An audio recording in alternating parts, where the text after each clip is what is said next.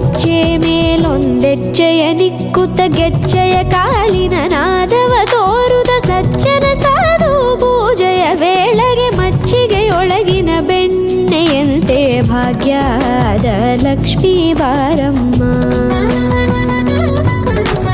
ಕನಕವೃಷ್ಟಿ ಕರೆಯುತ್ತ ಬಾರೆ ಮನಕೆ ಮಾನವ ಸಿದ್ಧಿಯ ತೋರೆ ದಿನಕರ ಕೋಟಿ ತೇಜದಿ ಹೊಳೆಯುವ ಜನಕರಾಯನ ಕುಮಾರಿ ಬೇಗ ಭಾಗ್ಯದ ಲಕ್ಷ್ಮೀ ಬಾರಮ್ಮ.